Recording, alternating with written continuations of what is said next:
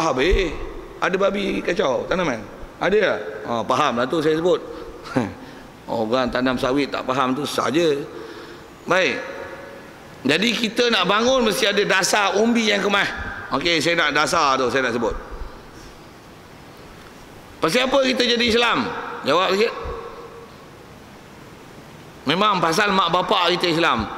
Tengok asal usul bapak tu pasal apa jadi Islam? Pasal kita mengucap la ilaha illallah Muhammadur Rasulullah. Cuma di atas faktor keturunan kita Islam pasal mak bapak Islam lah. Yang mak bapak tu atas mak bapak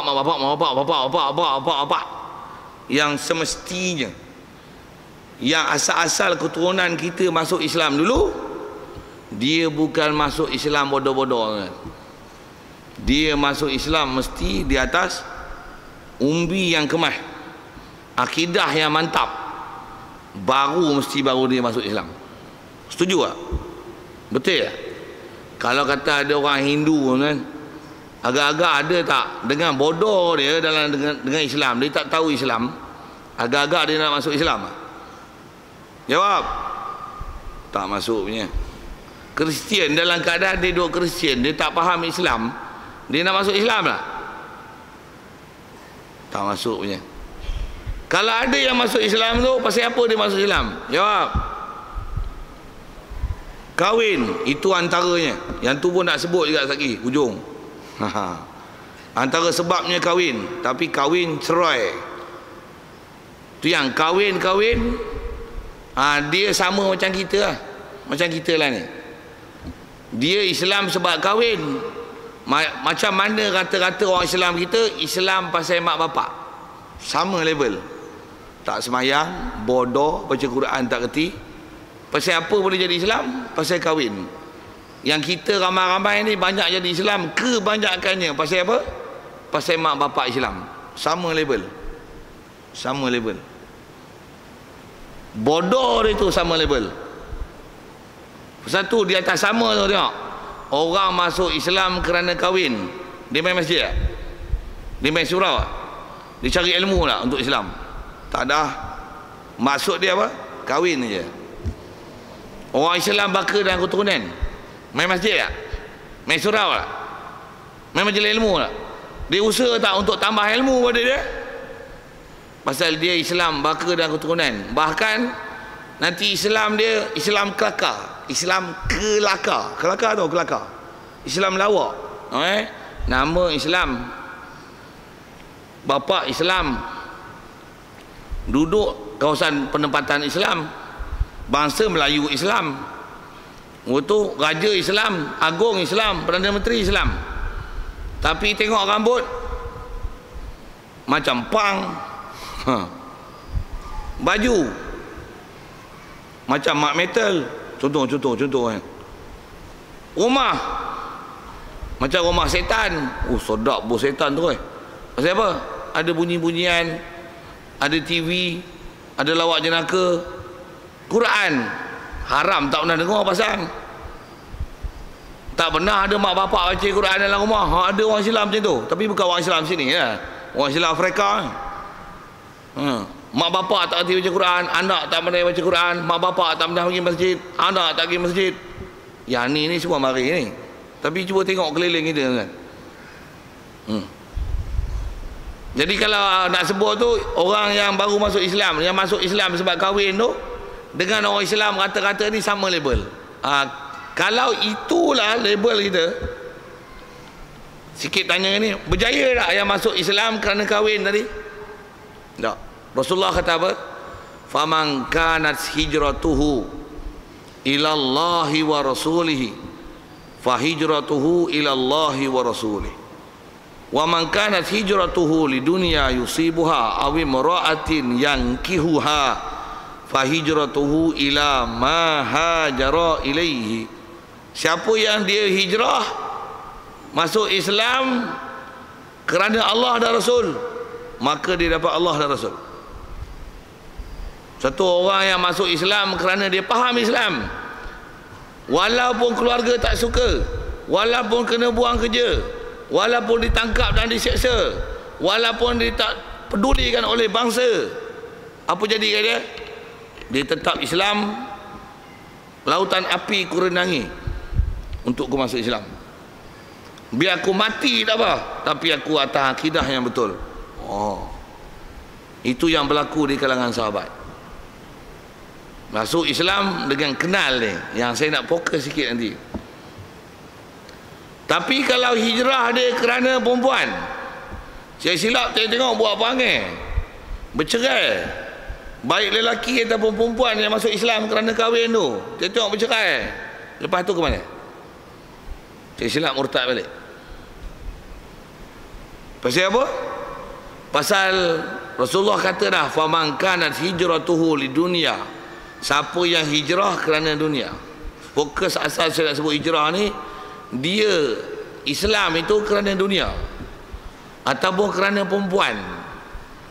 Cuma hadis tu Rasulullah sebut masalah kisah perempuan lah. Ada seorang lelaki asalnya kafir, dia orang Mekah. Ada orang perempuan yang dia dah jatuh hati kat perempuan ni masuk Islam. Bila datang perintah hijrah, dia hijrah dengan Rasul. Kemudian orang ni dia jatuh hati kat perempuan ni, dia pun hijrah sama. Pasal apa? Pasal jatuh hati kat perempuan ni, nak hijrah, pasal aku cinta padamu. Rasulullah kata apa? Siapa hijrah kerana perempuan, dapat perempuan saja. Jadi kita kalau Islam kerana baka, dapat Islam baka dan keturunannya. Kalau Islam kita Islam pasal mak bapak kita Islam, tapi mak bapak kita bodoh, kita pun kekal di atas bodoh. Islam kita Islam bodoh. Islam kita Islam tak main masjid. Islam kita Islam tak mau Islam. Islam kita Islam tak suka Islam, bahkan Islam yang benci Islam, Islam yang lawan Islam. Pasal apa? Pasal dia Islam bukan kerana Allah dan Rasul. Yang ni yang kita nak semak kat kita. Adakah kita kalau malam ni kita datang, adakah kerana Allah dan Rasul, ataupun kerana adat dan kebiasaan, ataupun kerana di atas faktor suka dan kecintaan? Tengok elok kita. Satu, kalau kerana Allah dan Rasul, panjang pun tak apa, tak ngeluh. Pasal apa? Nak ambil faham, reti dalam agama, dengan tu kita bertindak. Saya suka dengan bahasa pengurusi tadi, kod-kod malam ni menjadikan satu titik perubahan untuk jadi turning point. Tak kira turning point, jadi titik perubahan. Ni bodoh boleh jadi pandai, malas boleh jadi rajin. Apalagi seumpama tu tuan-tuan sambung lah. Takkan tak kerti bahasa Melayu dan kaedah berfikir yang betul kan. Tak pergi masjid boleh jadi masjid. Pergi masjid seminggu sekali jadi setiap hari. Kalau selalu sekali maghrib aja ni, sehari 5 kali kita boleh pergi. Kalau selalu majlis ilmu seminggu 2 kali, kita bagi majlis ilmu masjid ni tiap-tiap hari. Kalau selalu 3 soft, kita jadi 30 soft Elkra. Baru clear. Kalau tak cerai, duk macam tu, duk Melayu.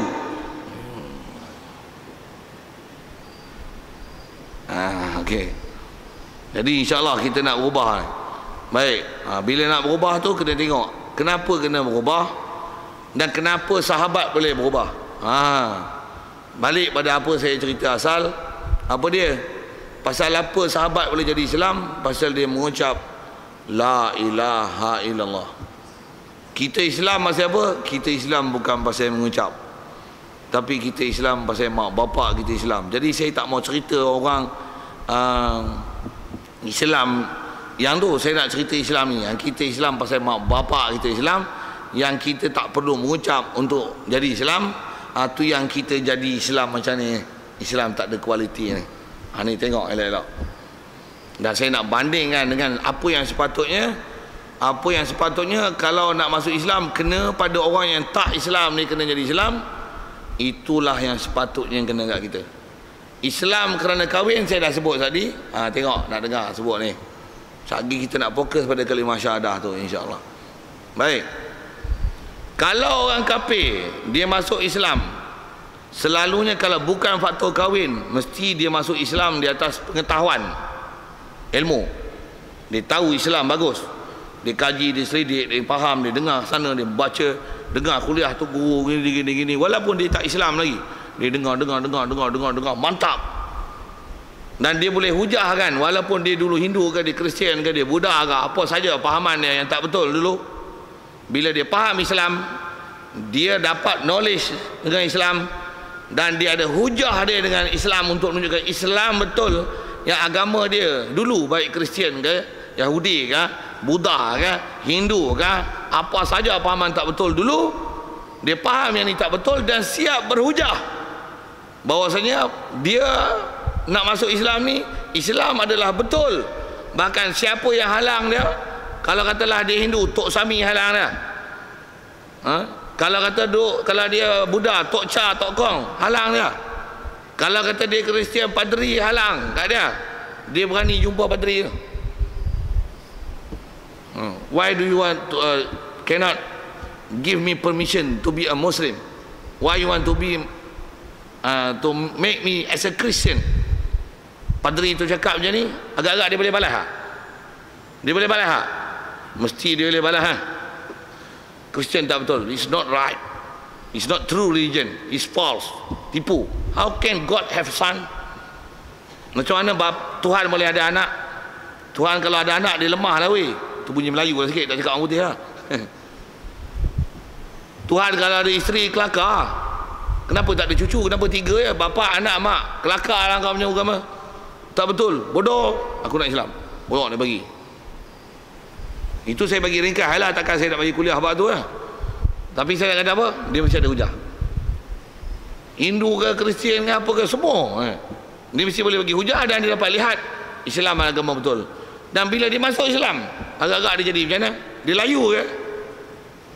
Oh, dia belajar dengan Quran, hafal Quran, belajar bahasa Arab, belajar tauhid, belajar fiqh, sampai jadi ustaz dalam masa yang sangat dekat. 3 tahun, 4 tahun, 5 tahun boleh jadi penceramah, boleh ada ijazah, boleh ada master, ada PhD dalam bidang Islam. Kita yang Islam daripada kecil ni duk bengong tu, azan pun tak boleh. Azan macam mana? Dengar saya azan sekali lagi. Allahu Akbar, Allahu Akbar. Azan dia. Malu kat budak-budak ni azan lawa sikit. Domeh. Asyhadu alla ilaha illallah. Asyhadu alla ilaha illallah. Asadu singa dia kan. Dia siap nyanyi lagi. Alih asadu singa layong. Asadu singa tu dia. Apa Tok Bilal ni duk asadu bodohnya Pak Bilal. Pak Bilal kena bodoh. Pasal apa kan? Pasal itu dia tak ada pengetahuan dia, walaupun Islam daripada kecil tak ada peningkatan. Pasal apa? Pasal dia Islam bukan dengan pengetahuan dan dalil dan hujah. Satu kita ni atas apa sebut ulama, walaupun kita dah Islam, dengar, wajib atas kita cari ilmu khususnya tentang akidah. Akidah tu ialah nak memahamkan kalimah tauhid la ilaha illallah Muhammadur Rasulullah. Mesti ada pahaman yang sangat mantap, macam mana sahabat boleh masuk Islam dengan sebab kalimah tu, macam mana kalau kita sebut orang yang kafir boleh nak masuk Islam, yang dia sanggup menyebut kalimah tu, kita pun menyebut kalimah tu dengan pengetahuan dan hujah sedemikian, dan mendapat ilmu dan hujah begitu, hukumnya wajib. Kalau wajib maksudnya tinggal berdosa satu. Bahkan ada ulama kata, kalau hang tak ada hujah, kenapa Allah mesti ada, kenapa dia sedia, kenapa dia kekal, kenapa mesti dia mukhalafah lil hawadis, kenapa dia qiyam bi nafsi, kenapa dia satu, kenapa dia kudrat, kenapa dia iradat, hang tak boleh bagi alasan. Hang bodoh, bukan saja berdosa, kafir. Mana? Main. Kita takut kan ni. Tuan tahu kafir ni apa? Kalau kafir yang memang kafir, yang memang daripada kafir, yang dia memang kafir lah, yang memang duk sebab apa tu pasal mak bapak dia kafir, dan tak ada orang dakwah Islam kat dia, dia memang mati kafir. Tapi di atas tak sampai seruan Islam itu, tuan-tuan jawab bab akidah nak general knowledge dalam bab ni, dalam akidah? Saya tak tahulah tuan-tuan pernah belajar tak pernah belajar. Jawablah. Orang kafir yang memang kafir, mak bapak dia kafir, dia memang kafir. Tapi dia tak pernah dengar cerita Islam, tak pernah siapa datang kat dia cerita Islam, cerita Allah Ta'ala, cerita Rasul. Tak pernah tahu pengetahuan tentu. Memang mati kafir. Soal, akhirat esok neraka ke tak neraka? Jawab. A, B. Jawab. A, B. Ke bingung? Bubuh gitu ya, tak apa. Dua punya jawapan pun tak boleh jawab. A, B. Hoi, faham soalan dah ni? C. Nombor 1. A lah, A. Dengar elok, tak faham soalan kot. Faham ke? Can you understand what I'm asking you?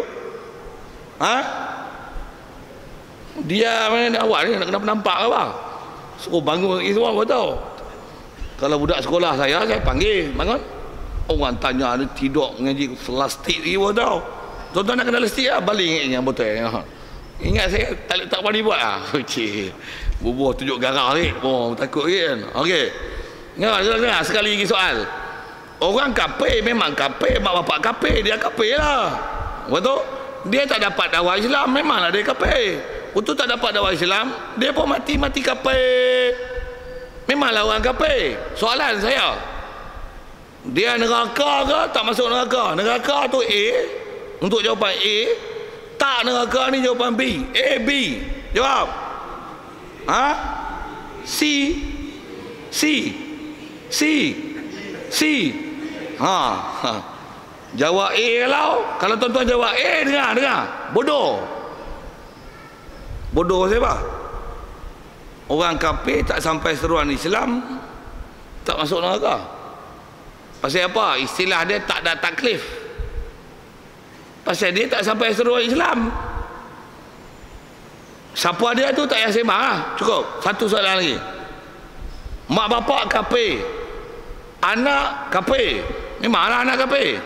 Dia tak balik lagi, tapi kafir lah. Dah dilatih daripada kecil, hafal kitab Bible, Taurat, Weda, Hindu apa semua lah, jadi Tok Sami lah tu. Tapi umur baru 10 tahun. Memang bapak kafir, tapi dah dilatih jadi padri Kristian, jadi Sami Buddha, Sami Hindu. 10 tahun mati. Memang mati kafir. Soalan lagi sekali. Neraka ke tak neraka? A, B. B. B. B. B. B. Ni budak-budak ke apa ni? Tak kira. Dia mesti mantap situ. Tuan-tuan cerai tu memang bengok nak mampu. Asas Islam tak ada. Okey. Pasal apa dia tak masuk neraka?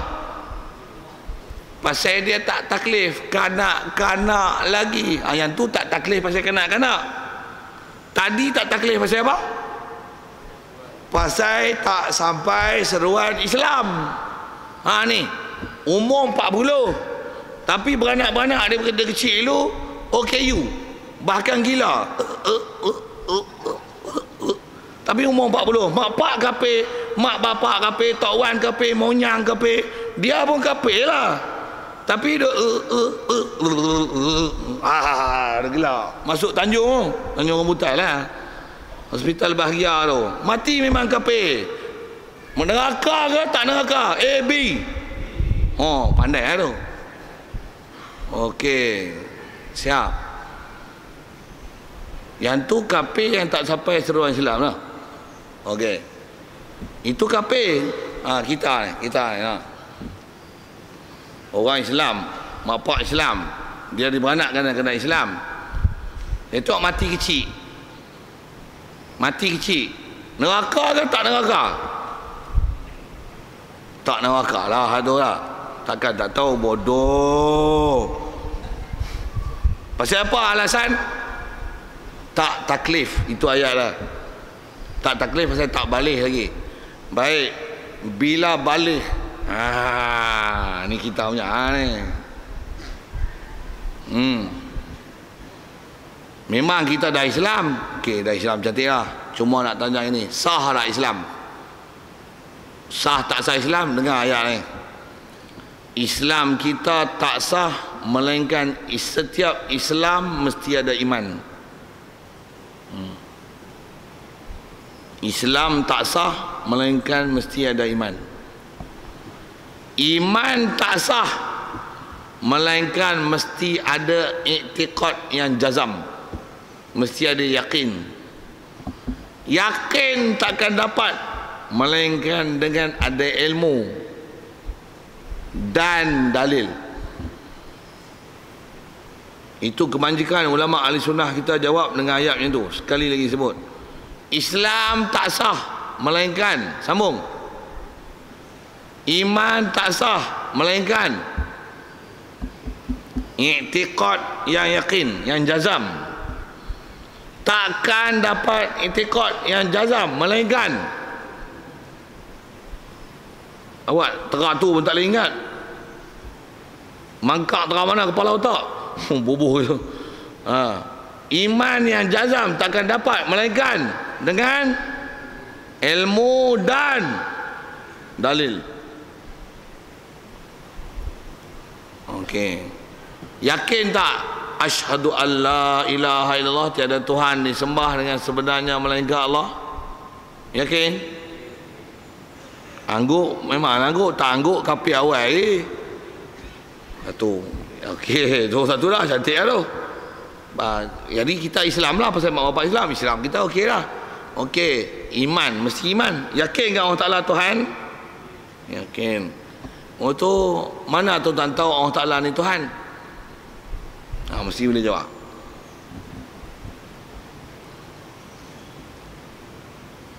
Apa sepatutnya ciri yang mesti ada pada Tuhan? Tuhan ni, apa ciri yang mesti ada pada dia supaya sah kita faham itu Tuhan betul? Apa dia? Berapa yang sekurang-kurang tuan-tuan kena tahu? Kalau dah tahu sifat tu, apa hujah dan alasan?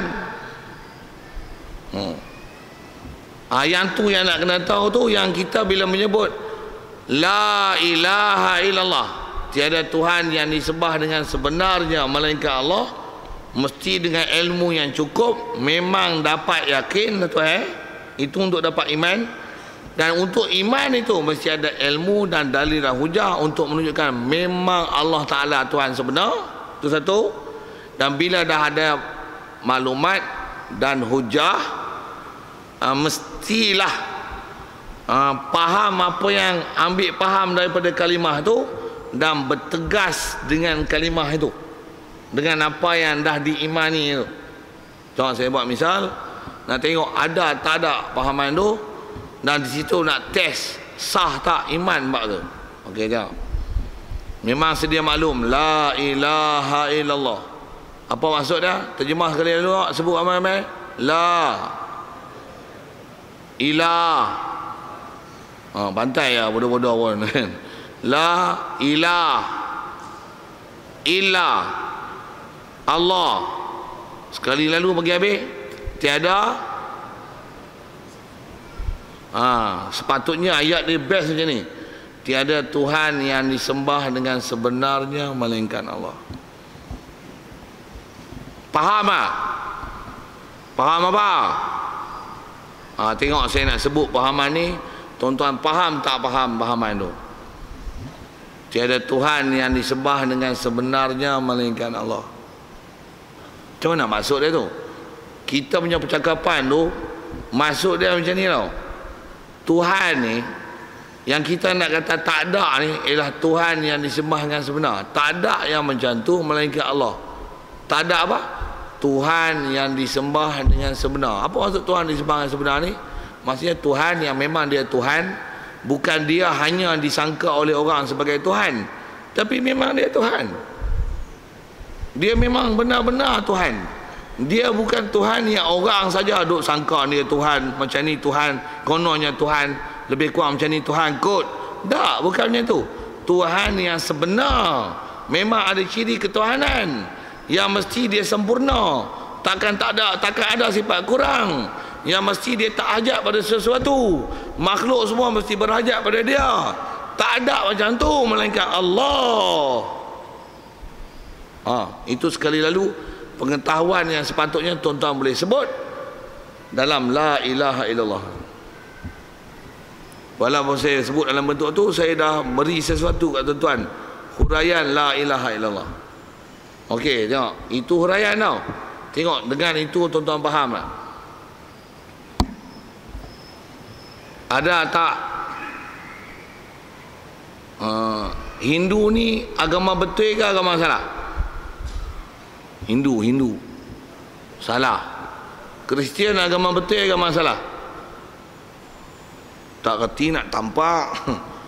Kalau tuan-tuan tak tahu jawab tu, dengar saya sebut. Kasar nak sebut tau, saya bukan nak tuduh orang, tapi ini sempadan syarak. Tuan-tuan tak boleh kata Kristian ni salah, Kristian ni bodoh, Kristian ni kafir. Tuan-tuan tak boleh faham macam tu, tuan-tuan lah kafir. Pasal tuan-tuan tak ada ilmu, dan tuan-tuan tak i'tiqad, tuan-tuan tak berpegang bahawasanya Islam lah satu-satunya agama betul, lain pada Islam tak betul. Allah lah satu-satunya Tuhan, selain daripada Allah Ta'ala tak betul. Tuan-tuan tak faham macam tu, lah ni tuan-tuan sedar diri tuan-tuan kafir lah. Kalau tuan-tuan tak faham macam tu, bukan tuduhan nak kafir kata tuan, tapi itu sempadan yang Islam beri kata. Pasal bila kita sebut la ilaha illallah, maksudnya Tuhan sebenar ni hanya Allah, lain pada Allah Ta'ala. Semua tu bukan Tuhan pun yang kata Tuhan sebenar. Tuhan tak masuk senarai pun dalam bab Tuhan. Pasal itu adalah Tuhan yang disangka sebagai Tuhan, dia bukan Tuhan. Baik, itu untuk semakan kefahaman. Fahaman lagi. Tanya, boleh tak bila hari Deepawali selamat Deepawali? Boleh tak? Siapa lah tak boleh? Kan kita satu Malaysia. Kan betul kan? Kita diajar satu. Tak berani jawab lah. Kan kita diajar macam tu kan, ramai-ramai orang kadang satu. Kita satu. Kita adalah sebuah negara yang unik. Kita adalah satu bangsa Malaysia, satu negara. Semua perayaan di negara kita adalah perayaan kita. Siapa cakap tu? Pemimpin kita cakap itu. Siapa tu tak payah sebut nama. Siapa ada pemimpin saya tak tahulah, kot nama Dolah ke apa, tak kira lah, tak kira nama apa pun. Ada dia cakap itu? Ada tak bila sampai Thaipusam dia kata Vanakkam ayah, selamat Thaipusam? Ada tak pemimpin cakap itu? Ada perutusan Deepawali PM. Ada. Tuan-tuan dia kata apa? Dia kata macam tu lah. Saya dengan ini mengucapkan selamat menyambut Deepawali, selamat menyambut Merry Christmas, selamat menyambut Tahun Baru, macam-macam, semua selamat belakang. Selamat 31 Ogos, selamat Hari Wesak, selamat Mampuih, selamat Hari Raya pun selamat juga. Selamat, semua selamat. Soal, bolehkah doakan selamat ke atas agama yang selain pada Islam? Jawab. Kalau doa juga jadi apa? Tak erti, bodoh. Bukan bodoh tuan dengar. KPU saya silap tu. Pasal apa? Tuan-tuan tak kerti nak menilai mana yang hak dan batil, mana Islam, yang mana kufur, yang mana boleh diiktiraf, yang mana tak boleh diiktiraf, yang mana boleh didoakan selamat, yang mana tak boleh didoakan selamat. Baru asas akidah tuan-tuan dah out dah. Inilah orang Islam kita. Dan orang bercakap macam ni pun, yang macam saya sebut tadi tu, orang kafir ke orang Islam? Orang Islam nak cakap ni. Orang atas-atas kita yang cakap macam ni. Kita sebuah negara yang kena menghormati satu sama lain. Bila perayaan kita, orang kafir meraihkan perayaan kita, jadi pada masa perayaan orang kafir pun kita raihkanlah agama mereka. Pasal kita adalah rakyat yang harmoni. Kita Islam diajar untuk ada wasatiyah. Kita Islam yang sederhana, kita tak ekstrim. Jadi kita sentiasa memuliakan satu sama lain. Ini diajar di Malaysia. Pasal prinsip dia believe in God. Betul? Apa believe in God ni datang apa? Percayaan kepada Tuhan. Tuhan mana? prinsip rukun negara, Tuhan mana pun tak apa. Sembah kepala lutut tak apa. Sembah tepurung tak apa, sembah busut tak apa. Padahal tak apa tu. Tu bodoh weh. Tu bodoh. Bila bodoh boleh doa akan selamat. Selamat ni Pak Wali tak? Bukan